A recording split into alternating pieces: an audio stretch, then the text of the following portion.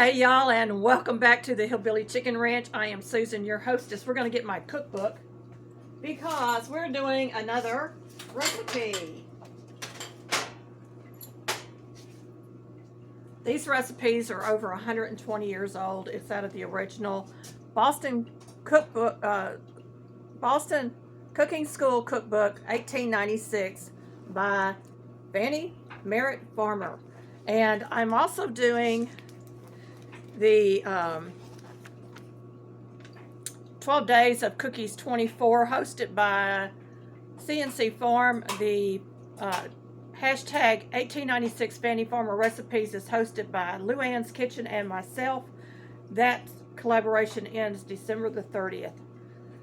The 12 Days of Cookies will end on December the 12th. Both are open collaborations. The 1896 Fannie Farmer giveaway will be the first week of January. We will get together and pick out a date, and we're going to do a wonderful little giveaway for y'all that have commented and for the contributors to this collaboration. Who doesn't love banana pudding made with vanilla wafers that you buy in the store? And my childhood memory was a snack of vanilla wafers with peanut butter in between them. So, do you know how old this recipe is? I'm sure it's at least 120 years old or older. And the recipe can be found on page 407. It's right there at the very top. I've made some notes on it. This recipe is for simple vanilla wafers. It's 1/3 cup of butter and lard in equal proportions. So 1/3 of each. 1 cup of sugar, 1 egg, 1/4 cup milk, 2½ cups of flour, 2 teaspoons of baking powder, 1/2 teaspoon of salt, 2 teaspoons of vanilla. The instructions are: cream the butter, add sugar, egg, well beaten, milk, and vanilla. Mix and sift dry ingredients and add to the first mixture. Proceed with the ginger snap recipe, and that is found on page 405. So this tells us that we need to chill this dough thoroughly. Toss 1/4 of the mixture into a floured board and roll thinly as possible. Shape with a small round cutter, first dipped in flour. Place near together on a buttered sheet and bake in a moderate oven. Gather up the trimmings and roll with another portion of dough.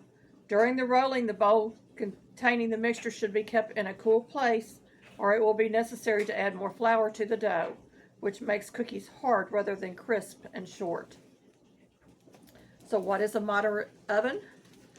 It is an oven that is at 350 degrees Fahrenheit or 175 degrees Celsius. 350 to 375 they consider a moderate oven. So I wanted to share that with you. We will be cooking these for between 12 to 14 minutes. And let's get into baking these cookies. I've gathered all my ingredients, and I've got another bowl out here because we're going to sift our flour. So 2½ cups of flour will be sifted. I'm going to use a thing like this and just sift through it real quick. Okay, I've got my flour sifted. I've also got 2 teaspoons of baking powder and 1 teaspoon of table salt. We're going to get that sifted through. And you might have to use a spatula or a small glass to break up any clumps.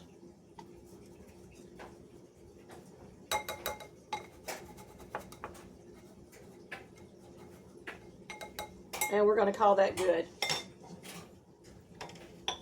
I've made a mess all over my counter, y'all. Y'all can see all the flour there. But we're going to move the flour out of the way. We're going to get our mixer pulled forward because we're going to start working with that. Into my mixer, we're going to add in 1/3 cup of softened butter. Now this is the softened butter that I used in another recipe. And I had to bring it out and get it soft because it is the Amish butter that's canned. But you can use any kind of softened butter. And then we're going to add in 1/3 cup of shortening. Now, they may have used lard, but the recipe actually said shortening, so they must have had it back then.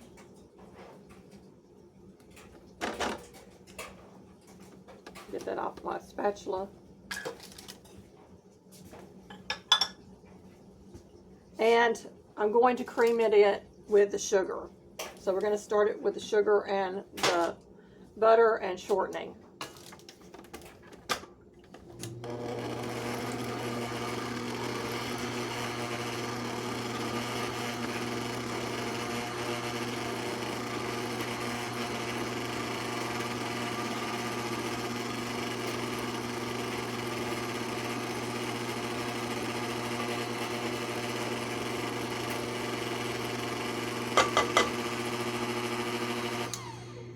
I'm going to go ahead and add in my 1 egg.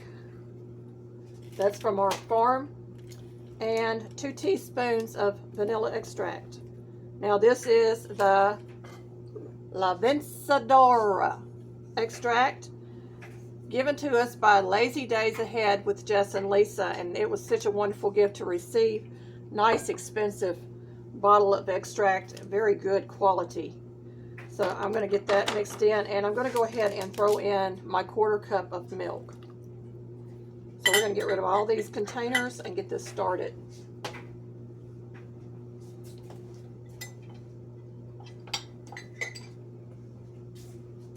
Because we don't need all of this anymore. So I'm going to wipe off my spatula again on the beaters. We're going to get this mixed.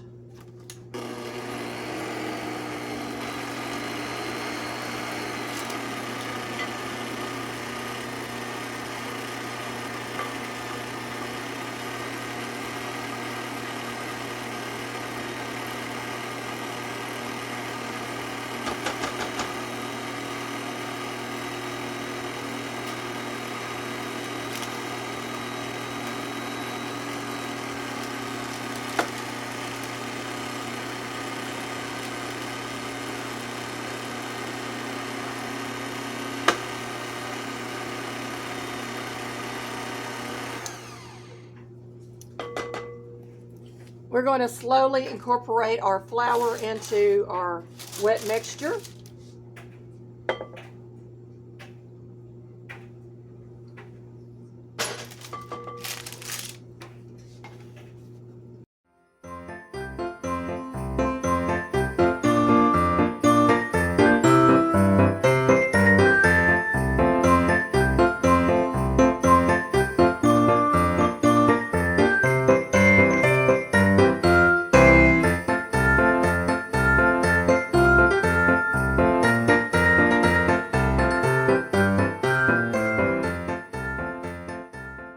Some flour down. I'm just going to go in here and grab a little bit of this dough. The rest of it's going to go into the refrigerator while we're working on our cookies.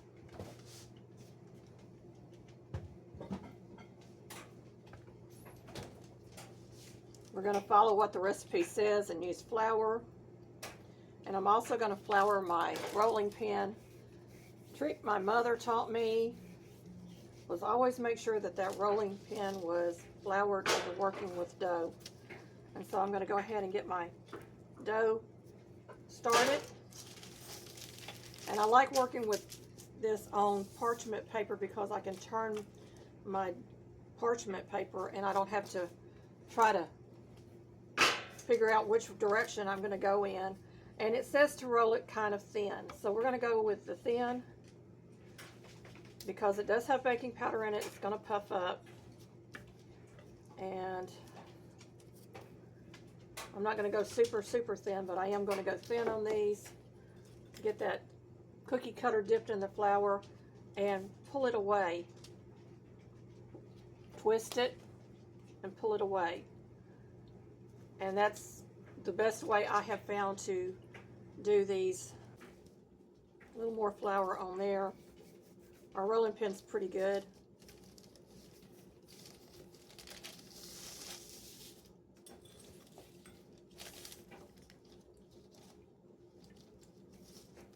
looks good to me.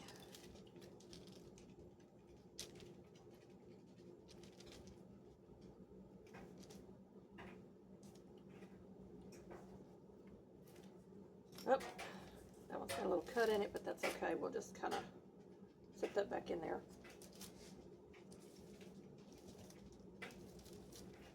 So we've already rolled out a dozen of these. We're going to continue to do this, and I'm going to get these baking as soon as my sheet is filled. We'll be back when we have some baked cookies.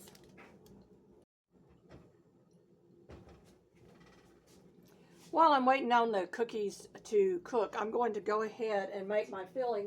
Because I'm not using just plain peanut butter today, I am using Smucker's peanut butter flavored topping, and it is an all-natural peanut butter. You have to stir it. I've stirred this already, and y'all, it is thin. So I want to have a good filling in here. I'm going to pull out about a half a cup. So I'm just guesstimating.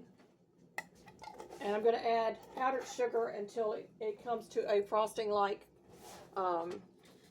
consistency. Let me grab a spoon for that. We'll start mixing that in.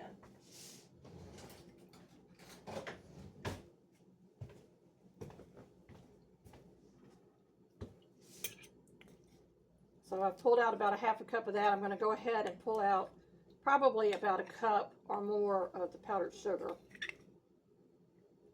We'll start with this, and then we'll move up if we need it. That's a great way to make a little peanut butter frosting for your cakes as well.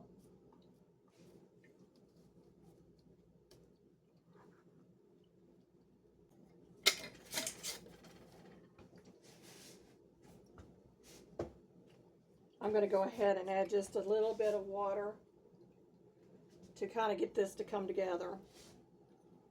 And I would do it a tablespoon at a time.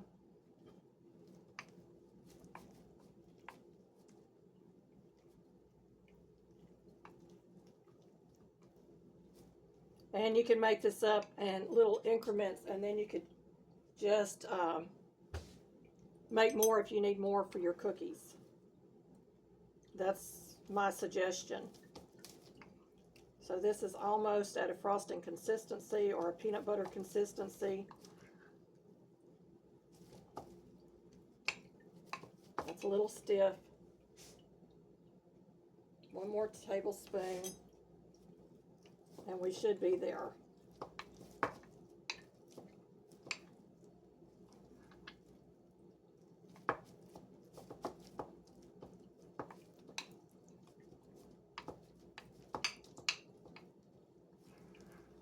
Now, if you're using regular peanut butter, you don't have to do this step, but if you're using the all-natural peanut butter, you would want to add something to get it to a spreadable consistency. And so I've got that peanut butter ready to go. All right, we're going to start spreading this onto our cookies. Now, I did add a little more water to it because it got thick while it was sitting, and we don't want it real thick when we're spreading it. So you're going to take one cookie,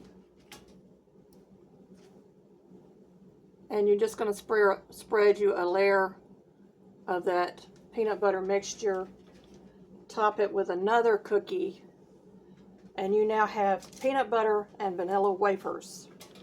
And this was a childhood treat of mine. I loved it, and it's probably been around forever and ever and a day. So these go together really quickly, and the best part is you won't have any left over. If you're having a gathering or something, these are going to be eaten up. Children love these as snacks. It would make a great gift for somebody that is older that may remember having these as a child. We're just going to smear some on there and get our cookies on the top.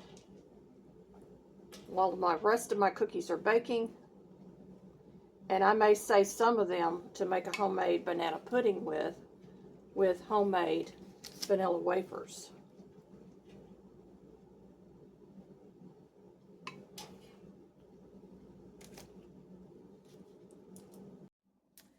Well, my hat's kind of crooked, but that's okay.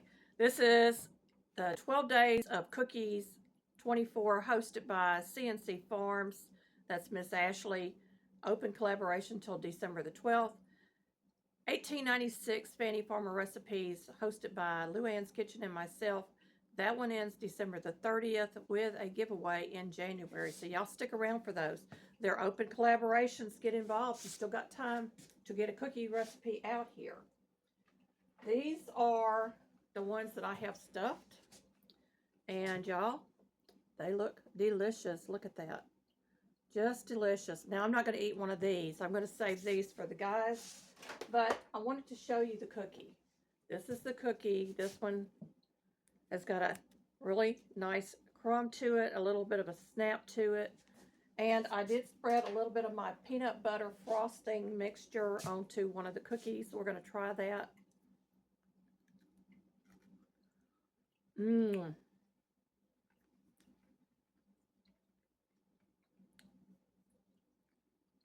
That is very good.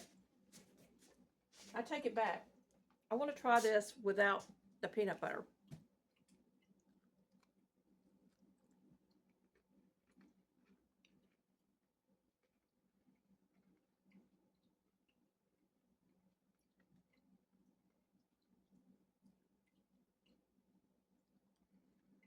They're not quite like the vanilla wafers you buy in the store, but they are very, very tasty. They're buttery, they're delicious, they're crunchy, and I will definitely be making these again. Cookies. Patches the Gingerbread Man said these are definitely Patches approved. There they are in the bowl, y'all. Don't they look yummy? Oh my goodness. Thank you, my friends, for watching. I really appreciate y'all's time with this recipe. It is worth bringing back, y'all. A 120-year-old recipe is very, very good. Have a most blessed holiday season and a blessed Christmas. Thank you again, friends.